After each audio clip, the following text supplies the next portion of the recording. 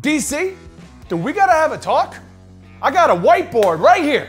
This whiteboard is ready for you because we got a problem. You see this tattoo, DC, right here? You see this one? It used to mean something.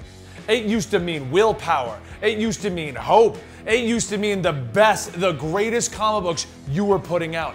It was a great entry point for fans to get into DC. Why? Because the Green Lanterns were incredible. They were some of the best stuff. Blackest Night is one of the things that brought me back to comic books after I was kind of torn away from them. You know, this used to be some of my favorite comic books you are putting out. Do you know what it is right now? Do you know what this is right now? A confusing mess that I tell no one to read. Do you know why? Because what is Grant Morrison even doing? Now don't get me wrong. Don't get me wrong. Grant Morrison, or as I said in the video, Grant Morrison is amazing. I'm gonna put that out there, okay? This is not a Grant Morrison bash. This is not at all. You're gonna think, based on the intro to this video, that this is a Grant Morrison bash, and it is not. Do you know why? Because Grant Morrison writes some amazing comics. He really does. Grant Morrison's Green Lantern, it's really good. I mean, I disagree with some of the issues, but I like what he's doing. He's trying something different. It's a different take in the Green Lantern. That is not the problem right now, DC. Do you know what the problem is? You took one of my favorite superheroes and you made him the most impenetrable wall to get into in the DC universe. That is the problem.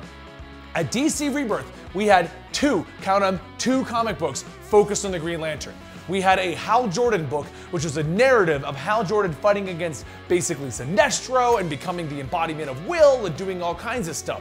But we also had an entry-level Green Lantern book. You had the Hal Jordan book. The Hal Jordan book has always been a bit of an impenetrable wall because it always seems to dive into a lot of the history that happens in the Green Lantern lore. It does. Hal Jordan, my favorite Green Lantern, Hal Jordan equals wall. I said it. He's a wall. He always has been because he was involved in the Blackest Night, which was involved in the War of the Rings, which was involved in him becoming Parallax. Hal Jordan is a problem, and you know that, and I know that, and that is why at Rebirth you made Hal Jordan and the Green Lantern Corps. That was for the classic Green Lantern fan. We were allowed to enjoy the fruits of everything that had come before. The Blackest Night, the War with the First Lantern, the rise of the Third Army, everything that Jeff Johns had done and onward.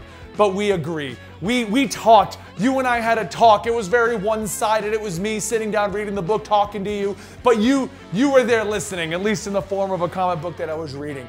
We agreed. So you made Green Lanterns, which involved Simon Baz and Jessica Cruz, and that was great. Because anybody who was like, Benny, you love the Green Lantern, right? Where should I start reading it? I would tell them, check out Green Lanterns. Green Lanterns is a great starting point for the Green Lantern lore because it features two new Green Lanterns, Jessica Cruz and Simon Baz, learning about the Green Lantern lore, learning what everything is, chatting with Kilowog, going to Oa, doing all the stuff. And if you get into it, then go ahead and start all the way back at the beginning of Hal Jordan because you have years upon years of amazing storylines to read. That was what I used to tell people. But what do we have right now? What do we have right now? Beautifully drawn books that are beautifully written by Grant Morrison, but here's the problem with that. That is not an entry-level Green Lantern book in any sense of the word. Okay, I read a story that was written like a poem in which he fought against a vampire queen. He fought against an alien that looked like Jesus and battled against him. He was accused of being an abusive cop. This stuff is cool, but who is picking up a Green Lantern book to read that? You know who's reading that book? Classic Green Lantern fans who won't give it up and Grant Morrison fans, of which I'm both. But you know who I can't tell to go read that? Brand new comic book readers. I feel like you forgot that there are brand new comic book readers. And to make matters worse, ever since the Ryan Reynolds CG suit debacle, you've been wanting to forget all about the Green Lantern. Like you're like, oh, let's not put him in the movie. Oh, cameo moment. Oh, make his comic books very impenetrable. Move the Green Lantern away. And then you confuse the heck out of me by putting Jessica Cruz on Justice League Odyssey and putting John Stewart onto the Justice League, but not having an entry-level Green Lantern book. The advice that I give everyone, DC, is, hey, you want to get into comic books, you don't know who to go see, you don't know what you want to read, go buy a team book. Whoever you like in that book has an entry-level book. If you're reading Batman, don't read Tom King's Batman, but you can definitely go read like Detective Comics or something. That's an entry-level Batman book. Are you reading the Superman stuff? Well, I mean, Brian Michael Bendis started a good storyline back at 1, so go start there. That's still 12 issues to get into the Brian Michael Bendis run. You know, are you liking Wonder Woman? G. Willow Wilson just started up recently. I believe it was issue 57, 58. Go pick up that one, you know? Cyborg, he doesn't have a comic, so whatever. We'll forget about him for right now. He's his own mess. I got another rant to make about Cyborg. Why do you make Cyborg and then make him the glorified security officer of the Justice League? Okay, that's another rant. Why does Cyborg get tossed aside? Whatever. Anyway, Green Lantern doesn't have an entry-level point. Even Aquaman has an entry-level point. You just rebooted him because of the movie. But if anybody likes the Green Lantern, anybody likes John Stewart, you gotta go read the Grant Morrison, Liam Sharp book. And if you're looking for an entry-level Green Lantern book, you're not getting it there. You're getting one where he fights God and blood vampires, and it's beautifully drawn and written like a poem. What is that? How is that? How is that an entry-level comic book? How do I go to a kid who's 10 years old and I'm like, he's like, I like the Green Lantern. The Green Lantern's got this willpower stuff, and he can shoot missiles, and in Justice League Unlimited, he had this cool thing called Hot Girl. Some kid comes to me and I don't know why they all sound like that, but they all sound like that. It's cool, whatever. But a kid comes to me and he sounds like that, and then I go, yeah, I wouldn't read the one right now. Here's an old book. You know, like what do you do? How does that work? So I feel like we need to have Marketing 101. Marketing 101. And this is coming from a guy with no marketing degree, no marketing knowledge, other than his own business that he's managed to make grow. But marketing, so we'll call it 102, because 101 I don't have. Without being, you know, certified in this area, I can't give it to you. But entry level. What happened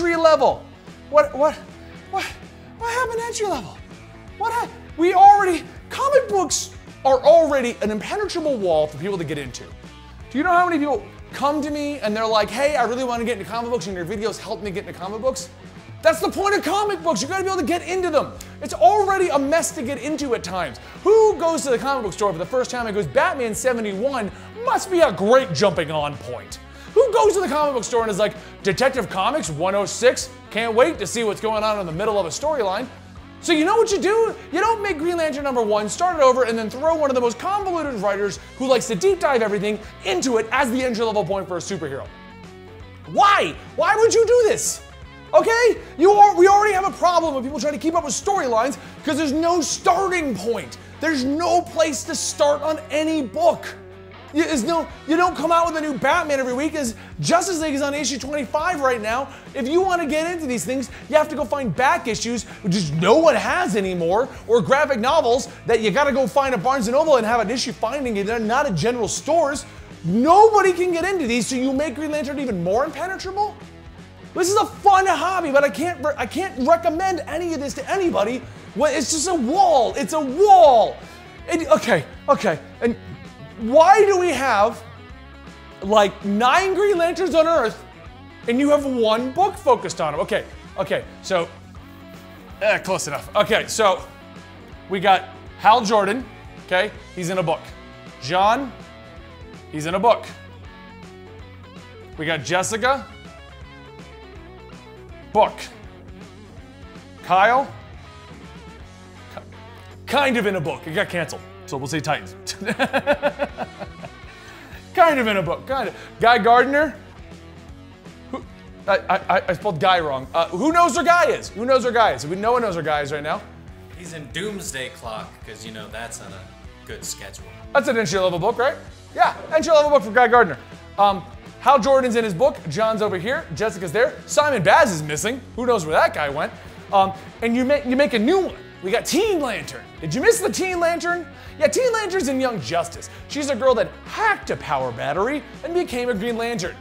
Because when Brian Michael Bendis was making Young Justice, he was like, man, we need another Green Lantern on Earth. That's what we need. I don't know why Brian Michael Bendis talks like this. Man! That is not Brian Michael Bendis, but you know what I'm saying. So we have John, Kyle, Guy, Hal, Simon, Jessica, Teen Lantern, okay?